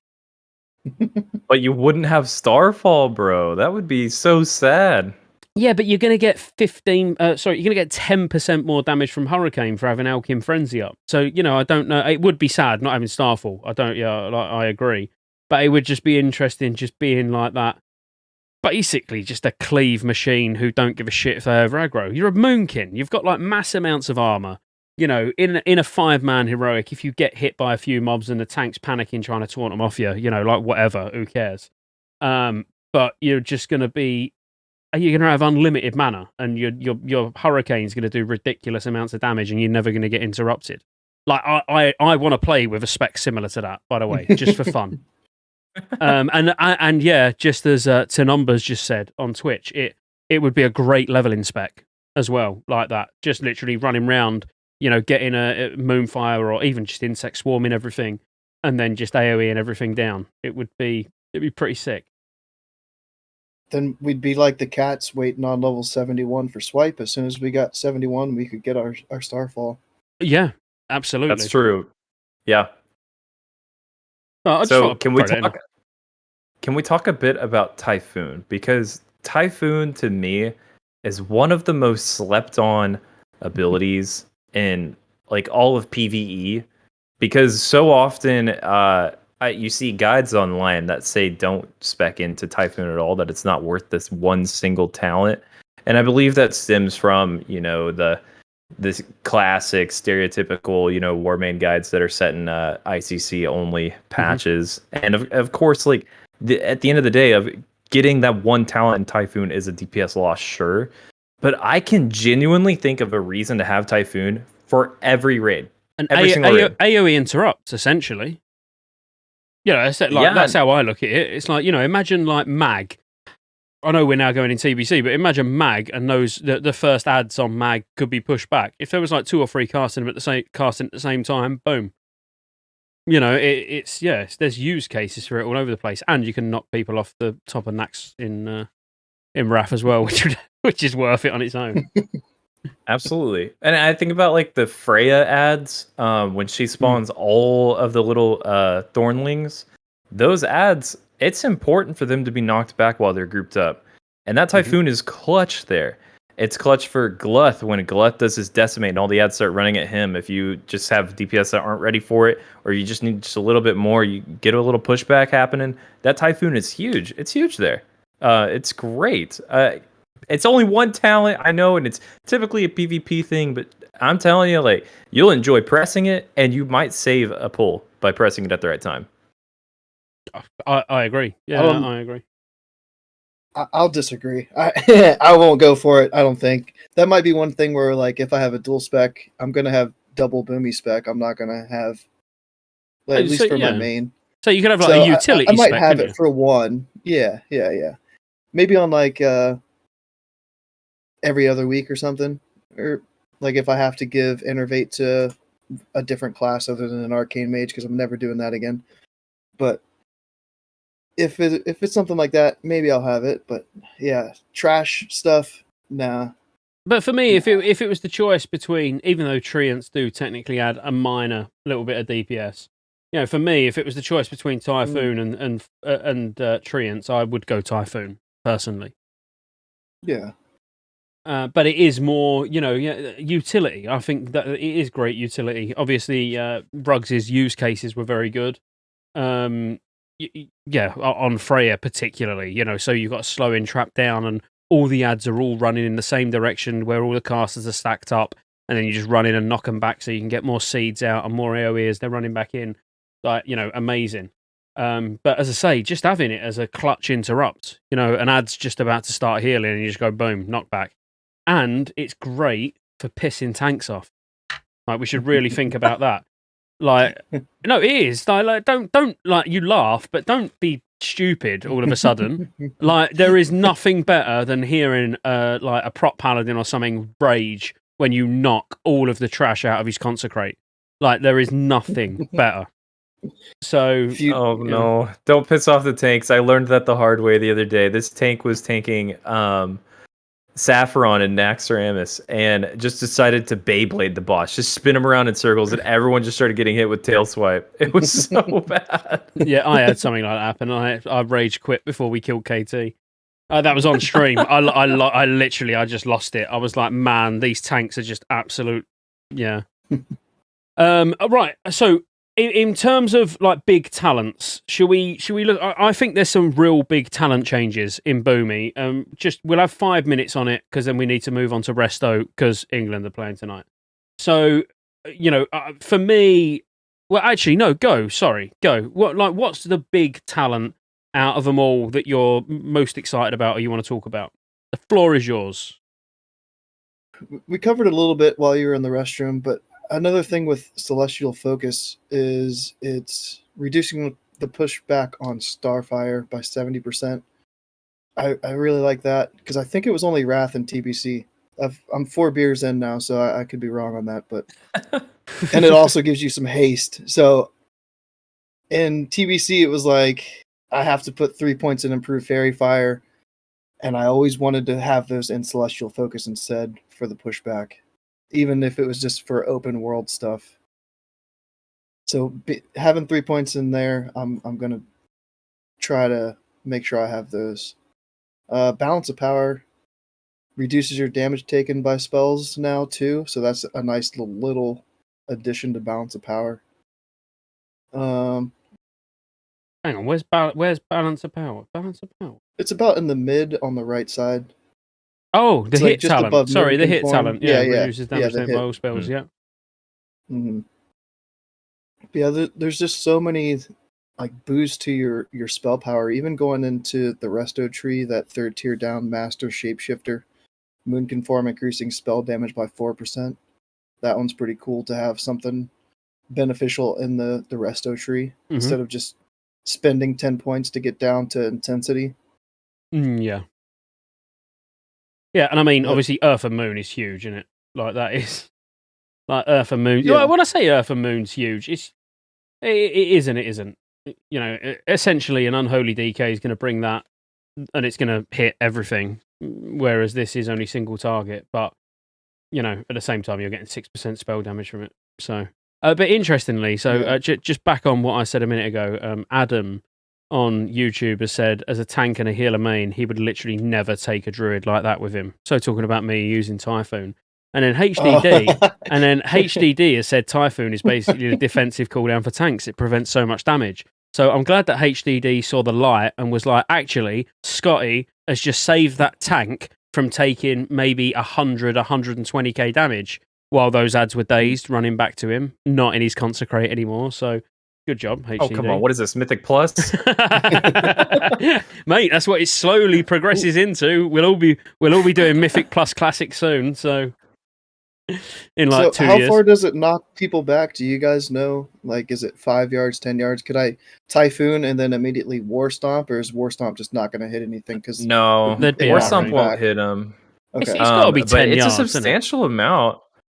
Yeah, I don't know the exact number, but it's a substantial amount. It's really, really good, really useful. Or maybe I could War Stomp and then Typhoon, so they'll go back and be stunned for another second while they're they get dazed, knocked away. So they get dazed anyway for 6 seconds. Yeah. So they're essentially slow when they're running back. But it's like If I was to guess, Yeah. I'm not sure without looking it up. If I was to guess, I'd say 10 to 12 yards. But yeah, like it is substantial. Like Ruggs is saying, that's quite a lot when you think about it. Yeah, it's the difference between being in melee range and being knocked out of it. You know, it's a decent knockback. Right. And the knockback itself, comparing it to things like Thunderstorm, which is the AoE knockback from Elemental Shamans, that one is centered off of the AoE from the Elisham. Mm-hmm. So the way that it spreads mobs out can get really dispersed, while Typhoon keeps them nice and tight. It's a really, really good for knocking ads back, like on Freya, like I said. You could even do it on DBS. Like that ability to at least keep mobs grouped. Like when an Elisham does Thunderstorm, like if he's not glyphed for it, that everyone's tilt. All of your mages and like everyone is just like losing so much damage because everything has gone all over the place. No one's happy about that. It's 20 yards, by the way. Thanks, guys, on YouTube for going and looking it up. Yeah, it's 20 yards. Pretty So far that away. is substantial. Yeah, double what I was saying. So yeah, 20 yards, 6 seconds. That's 6 second days. That is huge for lots of encounters. But anyway, sorry, we've spoke about a bloody knockback more than anything else in the Boomy tree. So Starfall. I mean, you've got to have spoke about Starfall while I was at the toilet, surely. Like absolute beast of an ability. On only a small cooldown as well. What I saw from your test, at least at level 70, it did 17k damage. Does that sound right? Yeah, it probably was around that, yeah. On single. So is there additional damage if it hits more than just the one target, since you're only hitting one target dummy, or is that 17k just split between the two somehow? Well, it does a maximum of 20. So you summon a flurry of stars in the sky on all targets within 30 yards of the caster, and each dealing X amount of arcane damage. Also causes 28 arcane damage to all other enemies within 5 yards. So basically, it's going to hit those. It's going to hit those targets and cleave onto the targets that are next to them. So the more targets that are stood together, the more damage it's going to do. But then obviously it will, maximum of 20 stars. Yeah, because we're getting not quite 17, maybe like 15, 16k damage just from our Force of Nature right now. So I was expecting Starfall to just be like, 25, 30k damage in your test, and it just it didn't hit as hard as I wanted it to. So I'm hoping it hits more once we get to 80. Well, your Starfall is going to benefit from all your raid buffs and everything, where your Treants probably aren't getting nearly as much scaling as Starfall will be getting. Okay, because I know right now the Treants benefit from like IEA and improved Fairy Fire, all the like armor debuffs and stuff. A little bit from spell power, but not too much. So yeah, but those bastards aren't hitting very hard to begin with. Yeah. So just to see them almost hit for the same at 70 in your test you weren't raid buffed or anything, but I was hoping Starfall was just going to be like huge. Yeah, but it wasn't it's your huge for AoE me. in it. It won't be on single target. I'm going to use it for sure. Yeah. You'll use it and you'll love it. It's going to be fun. Oh yeah. I'm going to glyph for it probably too, as much as I can. Yeah. There's 2 glyphs to buff it. I'm probably going to go for both of those glyphs. We don't talk about PvP enough on this podcast because Scotty and I are such raiders, but Starfall and PvP is really fun too. Of course, the natural instinct is to think that you're using this as AoE and just to cleave like in a 3v3 scenario, but it's actually great single target if you position yourself where all of your stars are hitting just one target. Mm-hmm. It funnels all of that Starfall damage into one single target that you're trying to focus down, which is really fun. And that's just like a positioning thing. And then the counterplay is if you want to help save that guy who's getting hit by all these Starfalls, you like stand in it with them. It's just like a weird thing. I feel like gets forgotten about, just the interaction of, like Scotty said, that you have 20 stars that are falling from this.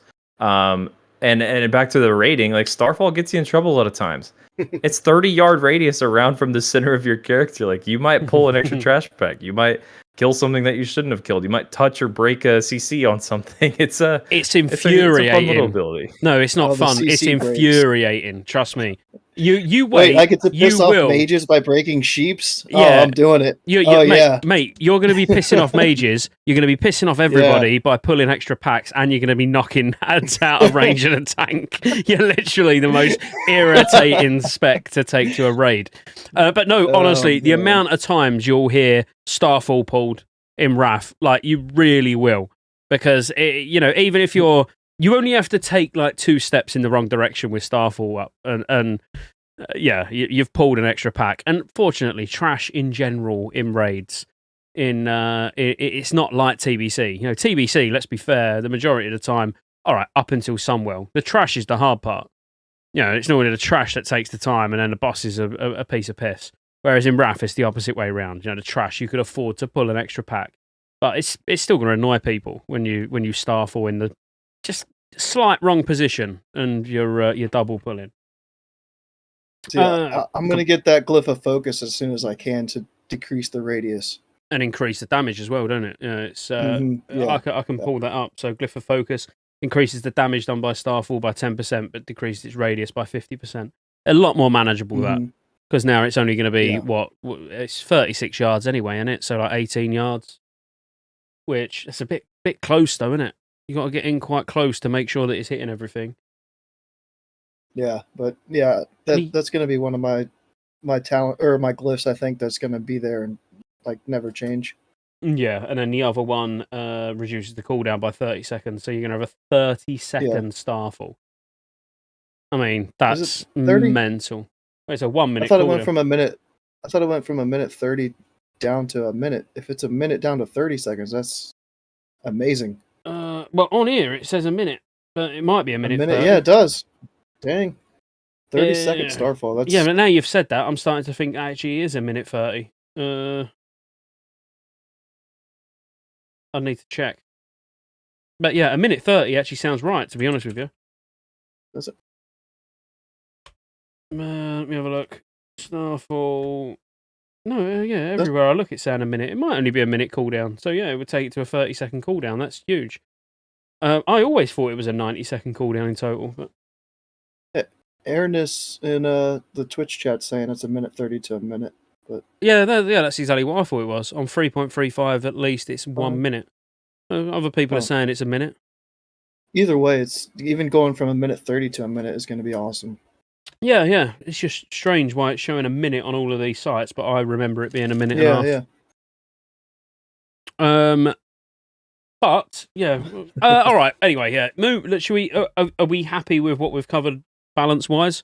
Yeah. And we'll spend the rest talking about Resto. Yeah. All right. So we'll take us away, Rugs. You talk about Resto. Okay. Resto Druid and Wrath. Yeah, I think my channel in particular and my takes on Resto Druid have not been the greatest in the past. I think I've gotten some grief about it. So let me now defend Resto Druids, because Resto Druid and Wrath is genuinely phenomenal. They are very good. I do think other classes are better than them for most situations, but Resto Druid and Wrath is mandatory. I Revitalize existing, which gives back energy, runic power, rage, and mana, but we don't worry about that, is huge. Revitalize is so huge. That's a big DPS increase.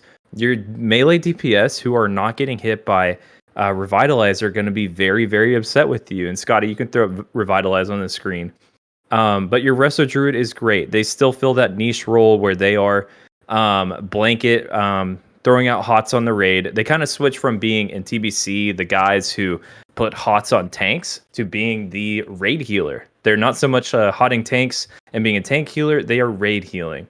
They blanket the raid with Wild Growth, which is a phenomenal ability, hitting multiple people with that little blanket heal over time, and just being an overall really, really good healer. They are just really good. And I will say, I think Resto Druid is the easiest healer in the game to play. The simplicity of it is, truthfully, it kind of comes down to just rejuvenation spam and Wild Growth on cooldown, and like that's basically it. That's like the simplest, just surface level approach to Resto Druid. But truthfully, I have seen the biggest skill gap in Resto Druids than I have with any healer in the game. I know of one guy who mains Resto Druid. He's played Resto Druid on every private server possible. He probably has every single Realm First title possible because every single Realm First guild takes this guy who plays Resto Druid. The dude is a god. He does things that like other people just don't do. I can't describe it because I don't know enough about Resto Druid. But the thing is, this dude is amazing at Resto Druid, and they can have big skill gaps. For some reason, they just can. Straight up. And so it's a really good healer. You kind of want them in your raids at all times. I think if we switch to a meta where we're dropping healers, where we want 4 heal fights or 3 heal fights, possibly even 2 heal fights, your Resto Druid is likely the guy who's like that third healer, possibly even the second healer. They are going to be wanted quite often and just great. You really, really are thankful to have them in the raid. Yeah, I think their throughput is just very high. You know, it's always very fight dependent. You know, a Resto Druid, let's face it, the more targets that are taking damage, the better it is for a Resto Druid, and preferably without a Disc Priest. A Disc Priest absolutely just... it makes a Resto Druid look worse than it is. That's the problem. So when you've got a Resto Druid and a Disc Priest in the same group, the HOTS are not getting the chance to actually do what they can do. And I find that that's actually the issue.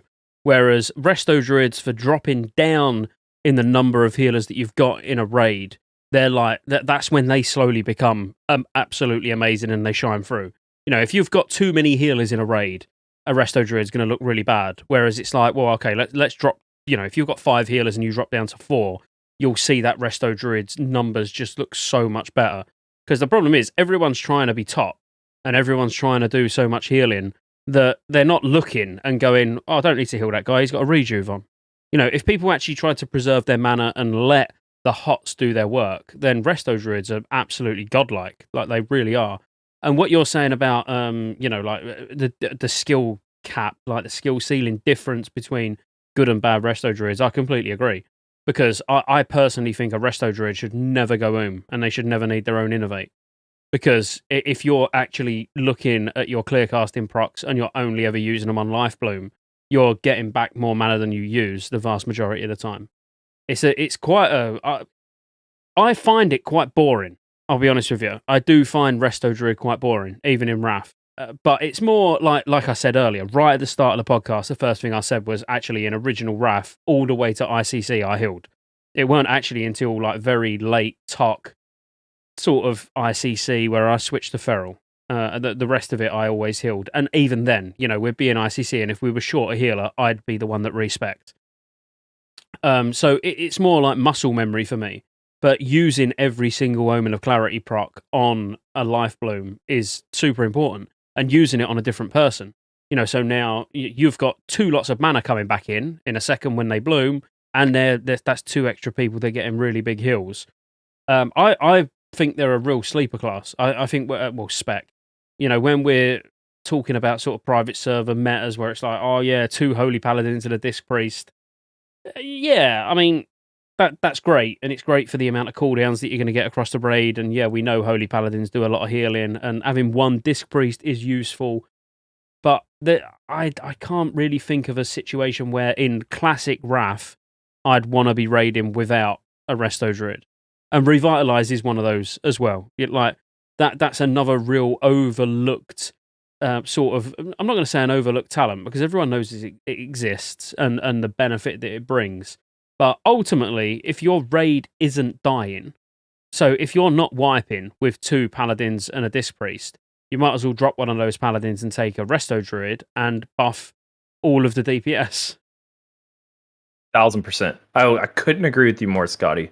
Seriously, couldn't agree with you more. And it should be the number one thing that Resto Druids are looking out for, is how they can get more Revitalize out on, you know, these priority targets, thinking like your Death Knights and your Rogues and your Feral DPS. Mm-hmm. That's like where you're going to see the biggest DPS increase on those guys. And if you are playing one of those melee DPS, which, look, I'm a big melee DPS guy, and you notice that your Druids aren't revitalizing you, it's infuriating. It's infuriating, truthfully. So to get on those guys and tell them. And since we're beating a dead horse here with Revitalize, let me just bring this up. I thought I had talked about it earlier on this podcast, but maybe it was a different one. But tier 3 for Druids, tier 3, from Naxxramas. The 2-set bonus is a Revitalize effect. It says your rejuvenation ticks have a chance to restore 60 mana, 8 energy, or 2 rage to your target. 8 energy, that's the same that Revitalize does. And I don't know if these will stack. I straight up don't know if they will. I have seen them stack on private servers. So if these abilities can stack, I'm just saying Nax is only going to be around for a little bit longer. If you want to, cheese, get a little more parses out, if you're running too many healers for any situation, you're going to want the ring and probably the belt or the bracers from Naxxramas so that you have your 2-piece set for your Resto Druids. If they stack, I get it. I know this is crazy, but that's a double Revitalize potential where your rejuvenations can be giving a lot of energy back to your ferals and your rogues and things like that. That is a big deal. That's a big deal. I'm struggling to find a set. Yeah, I completely agree. I think that sounds broken. I think what's the set called? Cenarian set? No, and that's tier Dreamwalker. 1, isn't it? Dreamwalker. Dreamwalker, It's from yeah. Nax and Classic Nax. I have that set on my main Boomy, and I would love to rub that in a Resto Druid's face that doesn't take the time to go and get it now. If it does stack and everyone's using it like that, I'd be like, oh man, I have that, but hey, I'm not going Resto, sorry. I don't think it's on this database that I'm looking at, if I'm honest. It's funny because it's not so Dreamwalker, useful right now. Because if you were to they get updated it. Yeah, it'll be removed. It'd have to be look at TBC. TBC, Yeah. Right. But we So know, it's not it does like- Revitalize. It's not so useful right now in TBC because of the way energy ticks work. You get 20 every tick. But in Wrath, energy is a constant feed of energy. And so getting 8 energy is immediate profit. It's immediate value right there. And the way that this has been the most broken from what I've seen is on Professor Putricide and ICC. I know that there are Resto Druids who will use this 2-piece tier 3, and they will put it on the A-bomb on Professor Putricide. To give it energy. Yeah, to give him double Revitalize. It's a huge DPS increase. Literally the A-bomb will be number 1 DPS or top 3 DPS on the fight just because he's getting funneled with Revitalize. It's crazy. And I remember that. That's not even a private server thing. The tier bonus, definitely, but the actual making sure that you had Rapture 100% uptime on it from Disc Priest and preferably a couple of Resto Druids revitalizing the A-bomb. I remember that even back in the day. But that's it's a very, very good ability that needs to be utilized, and definitely a sleeper healing spec. I mean, I've healed in, let's say, crap gear, as in let's say I've been doing Synergy, for example. My healing gear was just whatever I got. It was just an off spec. It was whatever I managed to get, I was using where I was feral main spec. And then someone didn't turn up, and I'd comfortably no gems, no enchants, just switch to Resto and not have mana problems. Watching Holy Paladins go and it's not like they're carrying the healing. I would still be either on par or on top on some fights. Like Hodir, Saffron, any of those where you can just spam hots everywhere. The amount of healing you can do is ridiculous. But if you're playing it right, I think it's the least sort of gear dependent healer as well. You can get away. You can do really good things with low amounts of gear.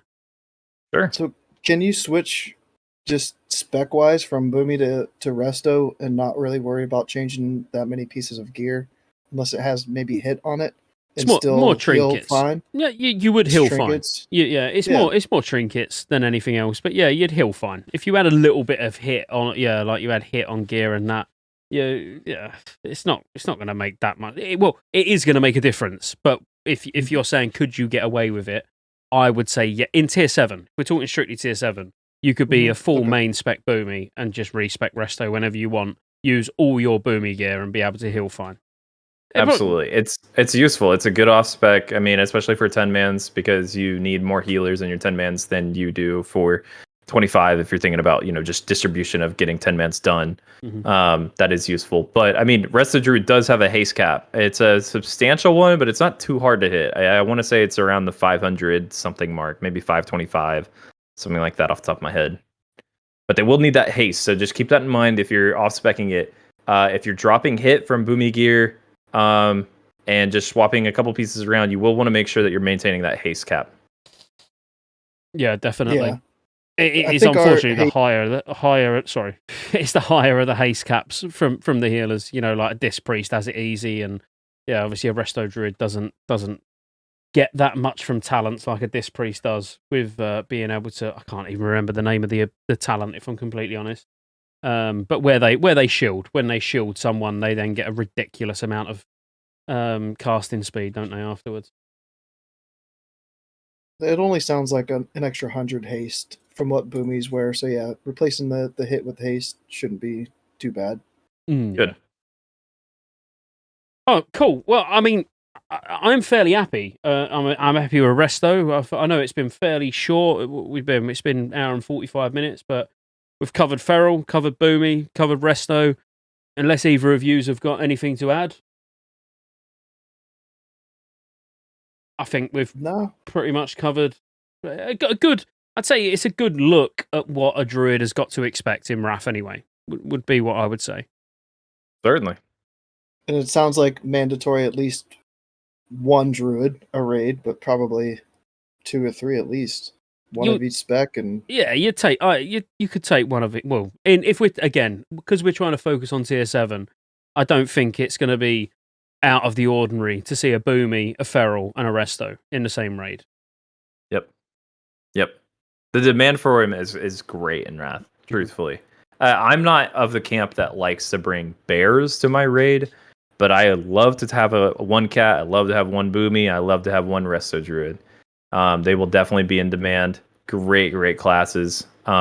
Moving from TBC to Wrath, I mean, every spec just gets fleshed out more for Druid. They feel better across the board, just phenomenally. And they're just still equally as desirable. They are just all very good, and you want to bring them all for their each unique reasons. Absolutely. So on that, let's close. Go. Where can these beautiful people find you? I think you have it linked in the description of the video on YouTube. So it's youtube.com/classicgo. And then I've got a Discord server too with just all boomies in it. So if you want to come hang out in Discord, there's a link in almost every single YouTube video I have to join the Discord. I'll put it in this YouTube video as well. I'll get it off of one of your videos and put it in the YouTube link. So if any boomies want to go and chat with Classic Go, you know where to find him. Rugs, I mean, they probably know where to find you now. But Go, do you stream at all, or is it just YouTube content? I do stream. I don't really promote it. I'm not like affiliated or partnered or anything like that. So I'm not trying to like get subs or anything like that or followers. Like I really stream just to have like a VOD that I can pull a video from for YouTube videos. But I stream every single like current content raid. So right now I stream Sunwell on Tuesday, Wednesday, Thursday. Is that on Twitch or YouTube? It's on Twitch. Yeah. Oh, on Twitch. Okay. All right. I'll find your Twitch and I'll put that in as well. Yeah, but it's usually like, one viewer, 2 viewers, and we're just chilling, hanging out. Cool. Rugs, might as well do a little self plug. Why not? Might as well take a minute. Sure thing. I'm Rugs. You can find me on Twitch at twitch.tv/RUGSZ. I mostly do YouTube stuff. Haven't posted a video in a while, but you can find me on youtube.com/RUGSZ. I'm chilling. I'm hanging out. I'm loving life. Looking forward to pre-patch. Looking forward to beta. Go. Thanks so much for coming on. Seriously, I'm sorry we spent so much time talking about ferals. I mean, with Scotty and I, you knew it was going to happen. I mean, we're cat guys. We got to talk about feral. It's just, I think we've been drooling to have this episode happen for a while. So thanks for coming, man. Seriously, love you, dude. And it was a pleasure. Yeah, it was great to be here, guys. Thank you. Yeah, cheers, Go. Cheers, Rugs. Take it easy, guys. Everybody who watched live, much love. Thank you for sticking around with us for a while. And we'll see you maybe next week. We might be doing an episode next week on Paladins. It might be the week after, but I'm trying to line it up for next week. So either way, next week, week after, Paladins.